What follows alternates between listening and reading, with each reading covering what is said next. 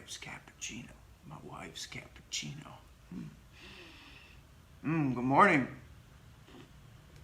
I am John Beckmann, Professor John Beckmann, Dr. John Beckmann. I am running for U.S. Senate in Alabama.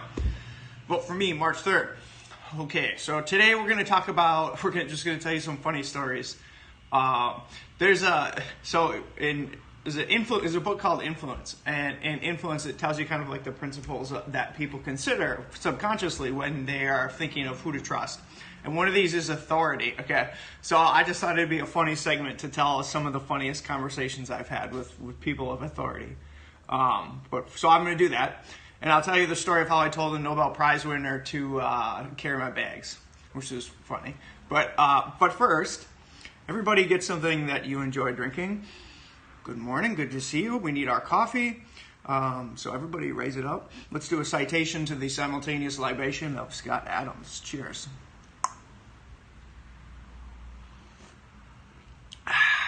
Okay, welcome.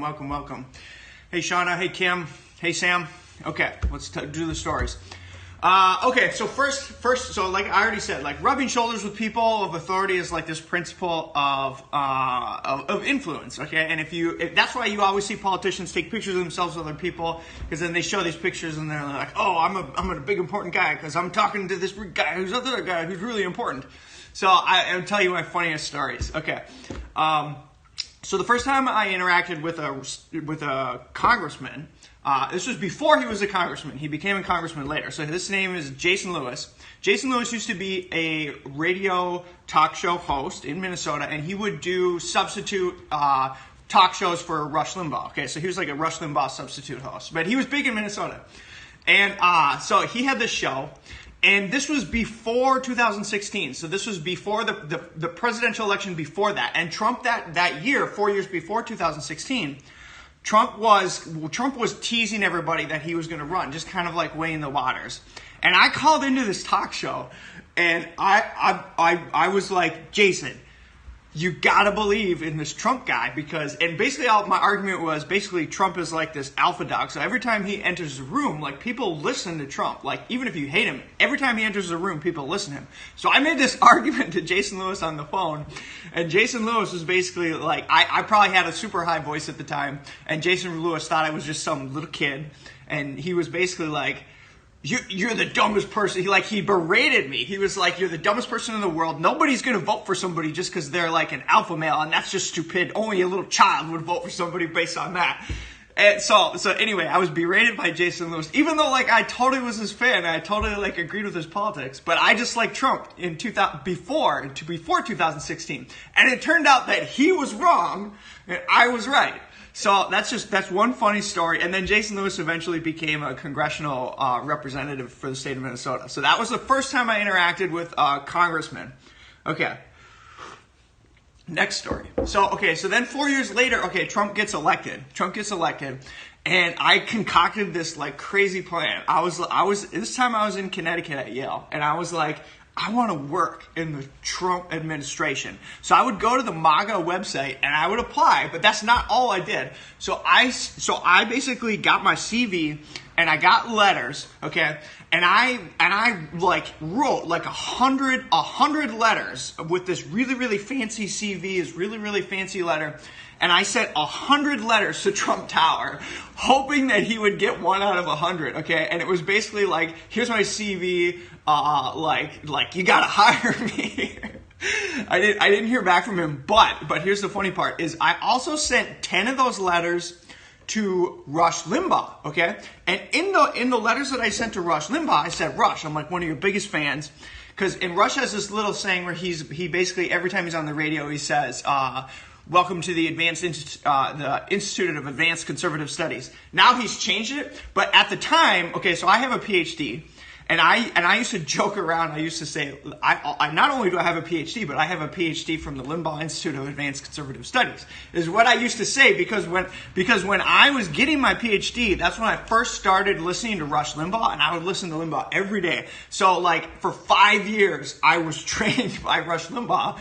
So I have a PhD from the Limbaugh Institute of Advanced Conservative Studies. Anyway, I sent these 10 letters to Limbaugh, And I said that. I was like, I like to joke around that I have this degree from the Limbaugh Institute for Advanced Conservative Studies.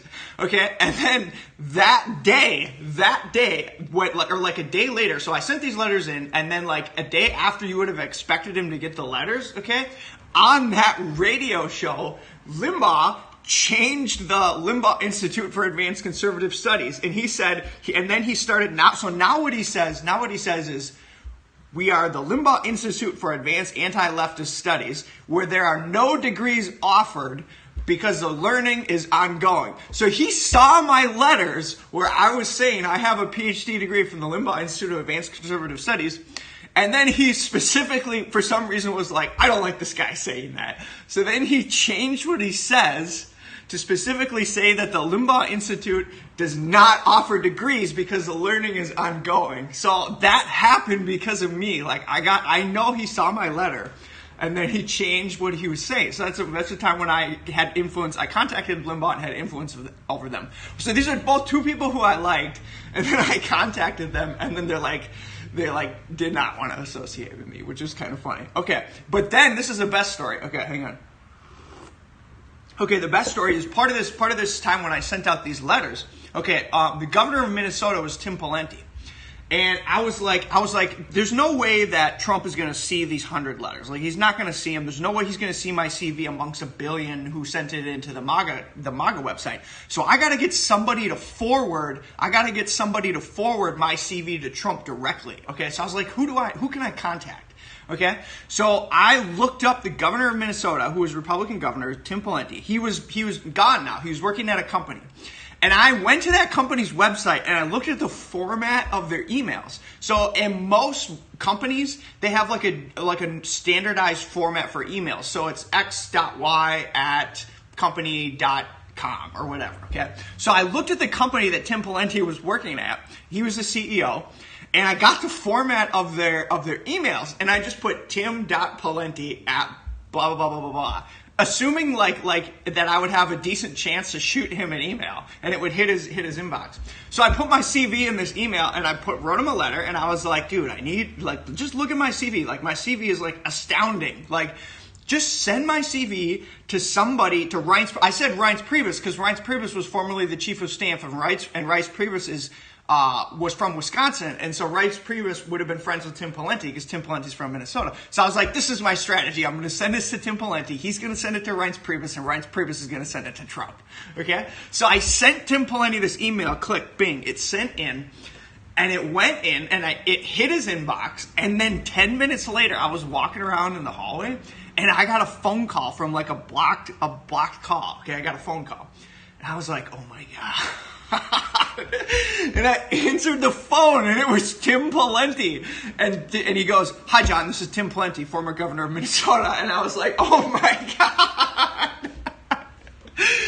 And then Tim Pawlenty was basically told me, Trump would be lucky to have a person like me. But then Tim basically said, look, even if I sent in your resume, it wouldn't help you because because Tim was criticizing Trump. So Trump, and he was basically like, Trump's not the kind of guy who's going to take my word seriously after I've criticized him. So it's like, look, I want to help you as much as I can, but even if I were to send it in, it wouldn't help you.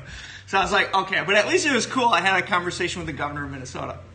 Okay, so that was probably one of the most highest up people I've actually had a phone conversation with. Okay, so now I'll tell you my Nobel Prize winner story. Finally, at the end, my Nobel Prize winner story. Hang on, let's have a sip. Just cool down a little bit. This is a fun time for stories. Okay, so this is a really funny story.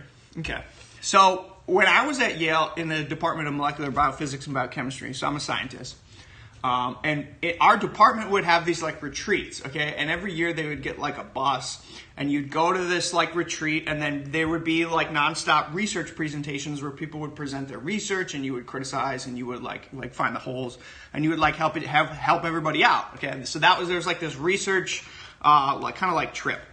So I went there early when we were waiting outside the building for the bus to come, okay? And there's this walkway.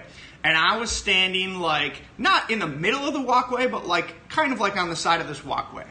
Okay, and the bus is sitting there, and everybody's just kind of standing around, like waiting to get on the bus because the bus driver has not officially started like loading up the bus yet.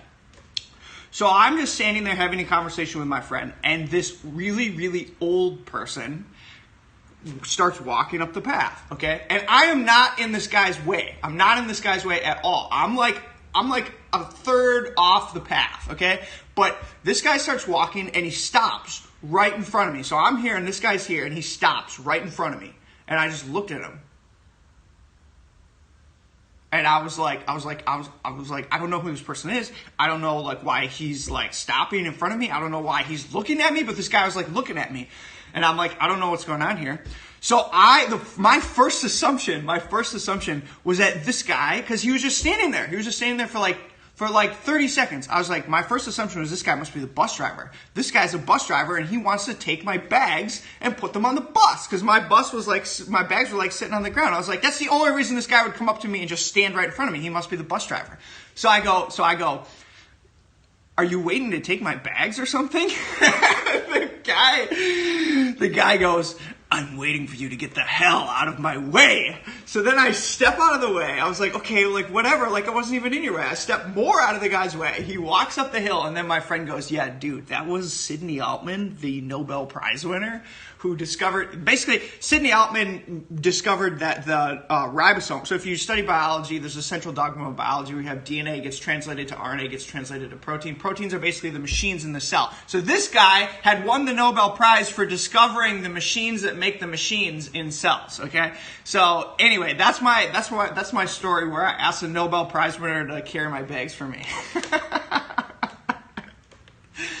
Anyway, do you guys have any questions about policy? Welcome.